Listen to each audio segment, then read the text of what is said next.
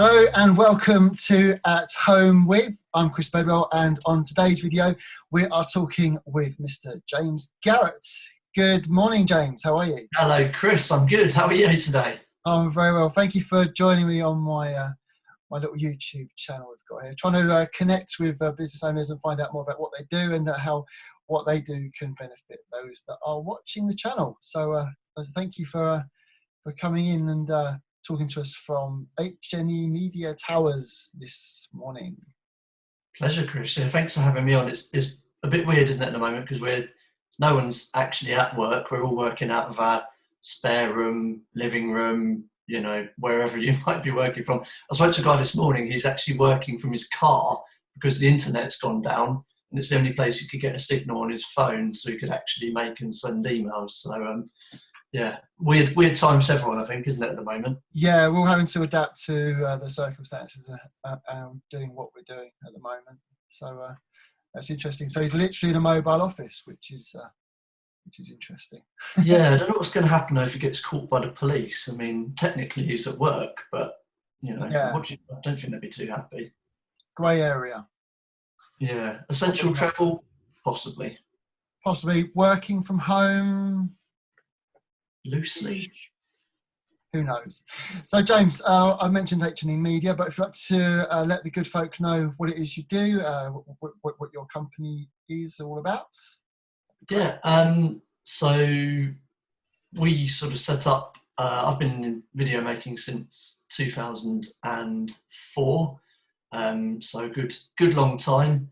I sort of film all kinds of things. My role these days is more sort of that of producer, so I organise the shoots, get the team together, sometimes go along on the shoots to work with the team and sort of just make sure everything runs. But we do all sorts of weird and wonderful things. We film weddings through Wedding Reel, which is the sister company to HNE Media. We film the shows, so things like theatre shows, dance shows, concerts, stuff like that.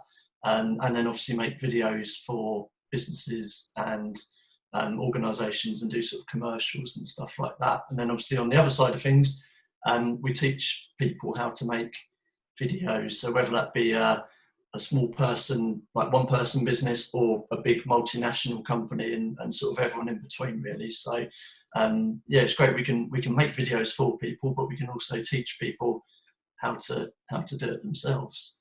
So you've been quite active on Facebook and online over the last couple of weeks, doing some of your training sessions effectively for people to get them to be more creative with video from home or from their home offices. To let people know kind of what you've been doing for that. Yeah, so we funnily enough, we tried a couple of Facebook Live training workshops. They're all for free. The idea is just to help people out at the moment, in a time when we probably all are using video and video calling and other technology more than we've probably ever made use of it in the past. Like sign-ups to Zoom have gone through the roof. I haven't got the stats to hand, but everyone is now making use of this technology. And my idea was just to give some value and some help to people for free, just so they know how to, you know, set up what we're doing now, for example, in terms of like lighting and sort of shot composition and the sound aspects of that. So I've run a workshop teaching people how to set themselves up to film like a video or a sort of a video call or whatever it might be. I've got another one planned for tomorrow, and then another one next week that I'm doing in partnership with Launchpad in Bishop Stortford, which is the co-working space run by East Herts Council. So there's lots of these in the pipeline, and I'm also helping people online, sort of one-to-one, who need a little bit more personal guidance on particular things. So again, I'm making a small charge for that because that's what I do as a business. I help businesses to learn how to do this stuff. And although I can't meet you in person, I can do it remotely and give that advice as well. So just making things either very broad brush or very, very personalised, depending on what people want, really. Definitely. So with HNE Media, so you've covered a wide range of shoot types over the years. What would you say was your favourite type of shoot? And they're all going to be great, but what was your reason for wanting to get into video making as a business? I think really for me, and certainly all the people that I'm lucky to work with, it's all about the people. So I love interviewing people. You know, if I go out and make a documentary or a promotional video or whatever it is, there's always some more like element of storytelling, finding out about people, what makes them tick. And yeah, for me, that's the bit I love. And actually, I'm not getting to do that in person at the moment. And to go out and be creative and either shoot on my own or work as part of a bigger team to do that kind of storytelling element. And that's really why I got into it. And the training courses that I run are actually just an evolution of that. The fact I like to sort of help people and work with them and actually sort of build teams and get people working together. The training courses sort of evolved off of the back of that and people needing extra help. But yeah, that's the reason I got into it, is to sort of the people factor. And it's really, really weird at the moment because we are more connected than ever, but we're also very, very distant from everyone. And I'm finding that particularly difficult. And I'm sure many people at home are too as well. Yeah, certainly. I mean, so when obviously now H&E's sort of grown more, and you mentioned your sister company Wedding Reel. So at what point did you find that with H&E Media, what point did you find that you're diversifying to think, okay, I need to set up another company to look after the wedding side of my business? So that was about 2.5, 3 years ago. The feedback we were getting at wedding fairs, I'd turn up with a roller banner, not dissimilar to this, with HNE Media written on it, and couples were saying, well, I can see your videos are good and you've clearly been doing it a long time and you're clearly really passionate, but your business doesn't scream wedding. And it was about that time we were talking to Richard at the Design Chambers about branding and websites and how things could look, and just about attracting the right kind of customer. And it all kind of came about at that time. We decided to create this kind of sub-brand called Wedding Reel that was really, really focused on weddings, and it wasn't confusing. One thing we're also finding that the wedding side of things was putting off some of our big commercial customers, because unfortunately, rightly or wrongly, people don't always view people involved in the video side of things in the wedding industry that well, which is an unfortunate thing, because actually there's a hell of a lot of skill that goes into making a wedding film, and you really need to be a documentary filmmaker with an eye for a shot that will go in a second, and there's a real skill to that, and then putting that together. But I don't think people necessarily see it that way. So for us, pulling the two businesses apart allowed Wedding Reel to be a success in its own right and really appeal to wedding couples, and then HNE Media could be everything else basically. And since we did that, actually both businesses have grown, and we've got a much stronger brand now for HNE Media and a really strong brand for Wedding Reel as well. And the next thing I'm thinking about is whether we pull the training courses out of that and give themselves a separate brand, perhaps with its own URL that can help to market that more effectively, or whether we keep that under the umbrella. But again, these are all things that evolve, and I'm sure you found in business things evolve over time, don't they, and change. So you just reflect what the market does and also what people are demanding, and feedback as well. Feedback's key for us. Everything I do is a result of asking my customers what do you want, and then adapting to give them more of that. Yeah, certainly. I think for you, obviously, training is quite a large part of what you do as a business as well. From certainly from where I'm sitting, from looking at your stuff on social media, Facebook, you're always promoting these events and your workshops, which I went to one just over a year ago now, wasn't it? We did one up at Allen House in Salisbury, and I think for you, potentially branching out to have the training as a separate entity itself might sort of give that more strength as well. I mean, you might just be as simple as going HNE Media training, and then having that as the company name. I'm not after any commission, it's fine. Oh, yeah, I was going to say this is going to be going out live. Everyone's going to know now, so they're going to be coming back to you going, Chris, did you get that money from James? Yes, I No, do. all seriousness though, I mean, we help a lot of startup companies, and one of the first things I tell people to do, they go, I've got this great idea. I want to call my company this. I'm going to spend loads of money branding it. And I say, well, have you been to company's house and checked that someone else hasn't already taken that name? Yeah. That's happened 3 or 4 times in the last year. And I've said, don't spend any money on a video with me or go and get a website done until you've actually checked that the name you have your heart set on is available, because there's no point taking that if someone in your industry has already sort of taken that name. So again, that's an important thing I'd say to people. Don't get carried away in the excitement of something. Check that if you've got a particular name in mind for your new venture, make sure it is available. And I often tell people to put the brakes on spending money on videos because they haven't got the other things in place, like the brands. They haven't got a logo. They don't even know what their USP is or really who their customer is. And I've put so many people back until they've done all of that work. But again, I think if you're honest about things, people will appreciate that, and you're not just taking their money. So for me, it's a lot more than just, I need a video. You need to understand why you want to make a video and who it's for and what the message is and what the outcome is, so you can get some kind of return on that investment. And even if you're doing stuff yourself, what is your message? What do you want people to understand or to take from it, really? Certainly. And that's the same can be said for web addresses as well, because too many times now, especially from my point of view, where you think of a web address for something, and I've been known to register just random web addresses in the past because it seemed like a good idea at the time. But then if you are seriously wanting to set up a website to go alongside your business, and you've thought of a name, but then you found that you can't register that web address because somebody else has already got it, that can change everything, basically. Yeah, no, I completely agree. That's a really good point, actually, Chris. That builds on the checking the company's available on company's house, because, yeah, as you say, if the domain name that is your business has gone, you can be in trouble. I mean, to be honest with you, I've got a story.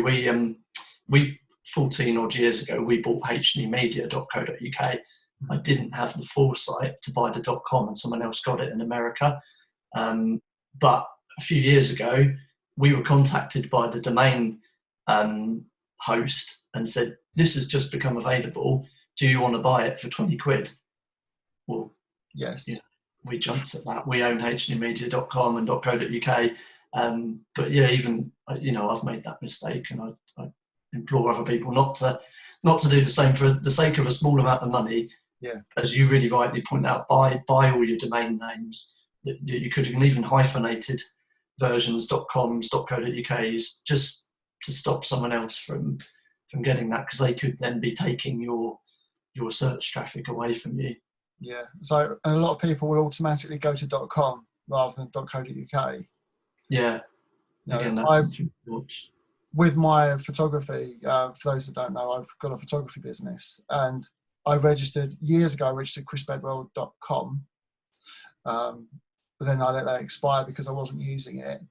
And then I tried to get .co.uk not long after that, and that was taken.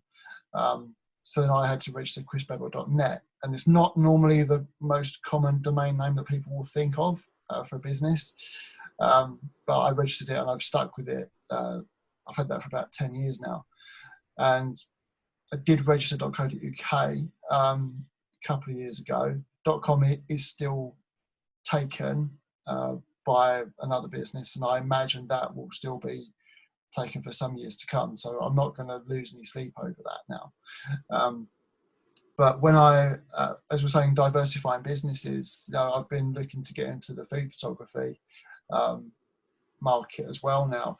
And after looking at various business training videos and webinars and this kind of thing,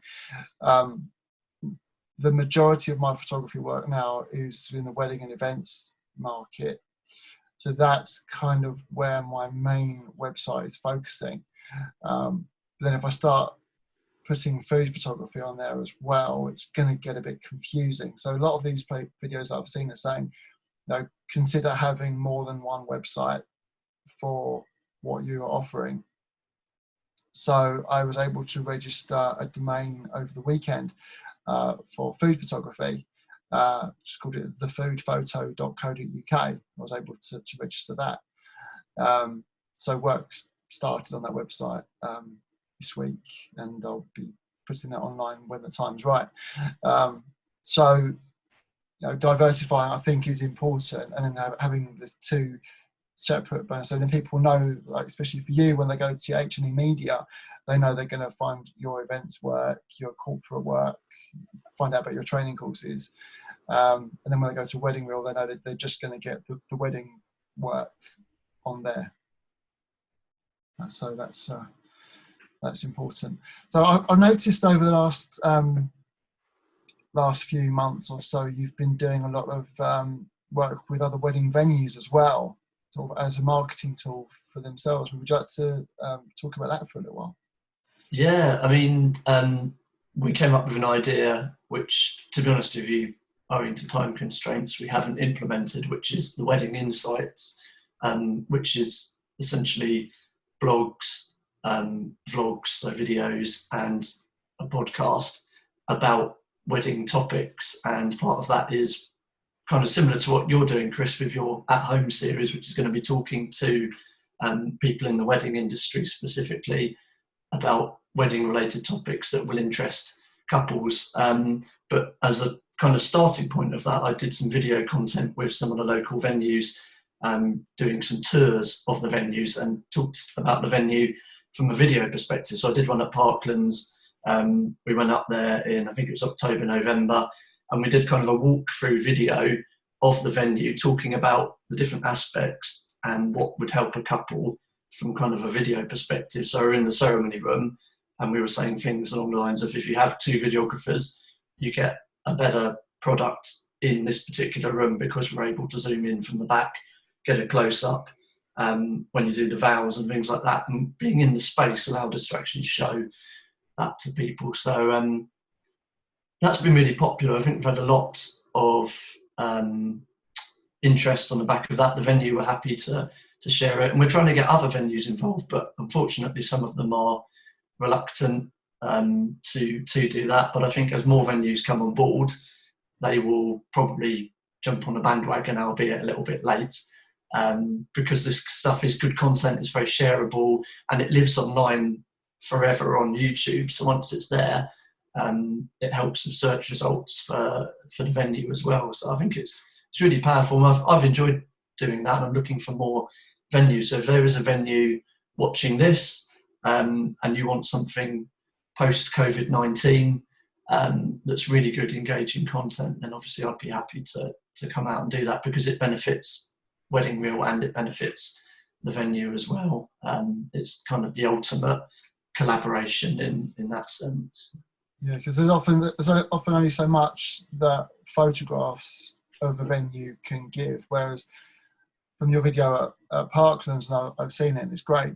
You're actually seeing like an immersive experience of what it's like in the venue, rather than just a few pictures, which might be a bit out of date or not from the right angle, or Yeah, no, I think it's just different, and having a person in it as a presenter rather than just panning shots of the room is good. Not everyone will want that. Some people will want to see the empty room, but if that's what a venue are looking for, I'd suggest they get maybe a 360 tour done, where people can actually go onto the website, just look around the venue at their own leisure, really, using that, or get a promo video showing the venue. Although I think really the thing that works best for venues is showing wedding films. I don't know if you'd agree, Chris, but just showing a venue with a wedding actually going on is much better than an empty room. I mean, it's like buying a house. You can picture how the room could look, but if the house is completely empty of furniture, it's a blank canvas, which is good in some ways, but then not everyone wants to imagine what it could look like, whereas if they can see what it does look like dressed for a wedding, then that can be a lot more helpful. And again, wedding fairs are brilliant, but more often than not, we're crammed in the wedding venue, filling up the wedding venue, and the couples can't really get a feel for what the venue looks like. So again, if they're thinking about looking at a venue, maybe looking at it on a video is a good idea, but also going to some of the wedding open days when the suppliers aren't all there can be a benefit as well, because you do get to see the space. Get a feel for yeah, without it full of trestle tables and people in it. I mean, go to the wedding venue open days to get the advice of the recommended suppliers. That'd be my advice. But if you want to look at the venue and see it how it is on your day, that's probably not the best chance to do that, in my opinion, anyway. Yeah, that makes sense. It makes sense. I'd probably say the same from a photography point of view. It's best to take a walk around the venue when it's not crammed for the people. Then you do actually get to see, and then you can sort of plan out where things are going to take place, and you can see it in your mind's eye. I mean, one of the things I enjoy doing at wedding venues, I take, if I'm at Parklands, for example, or Blake Hall, I will have wedding videos from that venue on my computer at my table that I can show couples. So when they're looking around the room going, oh, Mum, how do you think that might look when that's there? I'll go over and say, do you want to see what that looks like? I've got a video showing the speeches, how the room could be laid out. And they're instantly hooked. So again, if you're a couple looking online, you can't go to the venue at the moment because it's shut. Go onto YouTube and type in the name of your venue, speeches, for example, and you can see how people lay out the room, because more often than not, someone would have uploaded a video with the speeches or the ceremony for your venue, and you can get an idea of exactly how that does look on the day. And I love being able to do that at wedding fairs. It often gets me the booking because they can see I've worked there before. I talk about where cameras go, good vantage points, things for them to consider in regards to actually how to lay out the room, what works, what doesn't work. And I think that sometimes makes the difference. So again, looking at videos online or on YouTube particularly is really good if you're doing your venue research. And at the moment you can't go to the venue, so I think looking at videos is a really good tool. That's a really good tip, actually. And I've often found for most things there's always a video about how to do something if you don't know how to do it. Yeah, definitely. Especially, what about making bread? I understand there's quite a good video on that. There is. I'll put a link to it below now we've mentioned it. I've got a channel called Bedwell's Kitchen, and I've put a video on there about 5 years ago now, 2015. It was New Year's Eve, and it's reached 105,000 views, which is brilliant. And you haven't sponsored it, have you? No, well, it was sponsored for a while, but but most of that's organic. Most of that's organic. Yeah, people have just found it, and especially now when people are being more self-sufficient at home, they're looking for ways of doing things themselves and without having to go out as much as they can. Then people are looking for these videos, which is why there's a lot of programs now on the TV. Like Jamie Oliver's got a series, and he says at the end, thank you to my team for getting this out on air so quickly. So I don't know what his team consists of, if he films it at home or he's got his kids filming it and they send it off to someone like you to put it together and push it out there to the TV station. But I must admit, there's been a lot of that happening recently. That is what we're doing at the moment, to be honest. People are filming things, sending it over Dropbox, and then we're making it look better. Obviously, we can't work miracles. We're given what we're given, but we can polish things up, add titles, branding, music, subtitles, stuff like that. So that's keeping us busy at the moment, which is good. But yeah, as you say, you don't know whether people have like a whole production crew, do you, behind them, and they're doing it, whether they're using their 4-year-old with an iPhone to video them, and then they're sort of chopping it up on iMovie. You just don't know, really. Sometimes you can't tell. The production values are really high, and it is homemade. The quality of cameras and even webcams and phones is so good now, that in terms of visuals, people can make really good stuff. It's normally just the way they've set it up that gives away whether they're pro or not, more often than not. Or if they're just filming it off the webcam on top of their computer, like this is. Well, like we are both using our webcam, aren't we? So yeah, perfectly fine. Yeah, no, it works well. I'm cheating though. I've got ring lights, one on each side. So I'm just using a web page to light from the front. It's all very high. Because I think a lot of people might benefit from that, Chris, because that is a good kind of a workaround or cheat, isn't it? Really. That's true. So I've got the brightness up really high on the screen, and I've just got a mostly white and grey web page in front of me. Can you close it down just so everyone can see the difference quickly? Yes, is that right? If I switch back to the video here, you can see it gets a bit darker. Yeah, look at that. Now you look more like someone doing a broadcast on the news. Yeah. Oh, now you look, that's better. There we go. Ideally, you want to be filmed from very far below, so you've got about 8 chins. 8 chins and a massive... 8 chins, minimum, really. Yeah. So we're filming it from above, obviously because the camera's at the top of the screen. I've got the light. Yeah, the eye line's good. It's all about eye line. I'd recommend, if you can run to it, a 27-inch iMac, because the camera's at roughly the right height. Yeah, so that's what. Sit on your chair at the right height. It frames it quite nicely, actually. The only thing is you can't really zoom in without putting the computer or move it nearer to you. And if you've got lots of clutter in the background, get yourself a roller banner. It's a shameless plug, but it also covers up all the stuff in the background. That's true. Or you can get a green screen, like I know you've got for your videos. Yeah, green screen's good. Some of the apps like Zoom actually have a green screen function in them, so it actually can replace the background. So if you have an actual green screen, that really helps the program to pull out the background and you can put yourself in front of something else. And if you're a business and you're feeling really clever and you've got a logo, you could do the green screen and replace the green with your logo. You could. So then it looks like you are in a studio. And then you get that professional look. But just don't put the banner up and cover everything up. Put all your junk behind the banner. Yeah, and it also stops the banner from falling over. Yeah, it depends how, you know what these banners are like. Now, I'm sure everyone watching this has got a roller banner for their business will relate to the banner that kind of snaps back into the holder, nearly takes your arm off. I've lost, bits of skin off my finger before from roller banner attacks. So, yeah, you have to watch them. They can be quite dangerous. Safety first when using your banners, ladies and gentlemen. Yeah, I look at it warily. No, this one's quite a good one, actually, to be fair. I haven't lost any skin thanks to this. So. That's good. I mean, there's one TV show that started last week, the Steph Show on Channel 4. It's on at midday most weekdays, or every weekday, I think it is. And she films that from her house. And they've got a team in her garage who are sat 2 meters apart from each other. And they've got the sound man who's outside with a boom. I don't know how he's recording the sound.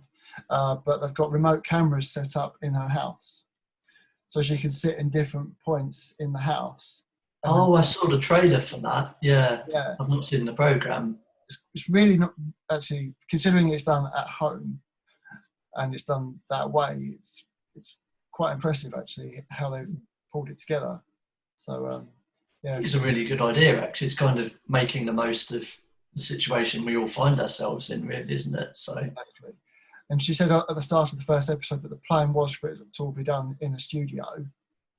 But obviously that had to stop because... so they were going to fake it. Was the idea always to be a home-based programme, but it wasn't going to be at home, it was going to be in a studio, and then this happened. And it's literally gone to being in her house. Wow. Well, it makes it more authentic. Yeah. And it's a nice little programme, actually. They talk to regular people and people who are doing things for their community and helping each other out. And, it's quite like your programme. A little bit. One might say this was inspired by it. If you're watching this, TV commissioning people, producers. Yes, we could have... Give Chris a programme. At Home with Chris. Yeah. Give him a radio show, give him a TV programme. He's a good chap. Why not? He does lots of good interviews. So, yeah, if you're watching this, give Chris a break. And not just a famous chocolate bar. No. Or we could co-present. That could be good. That could be good. Maybe a cookery show or something. I don't know. I'm going off into cuckoo imagination notes now. You are digressing massively. So James, what's obviously you've been trying to sort of diversify your business a little bit during this, it's not downtime but different time. What's your plans for when things start to settle back down again to some kind of normality?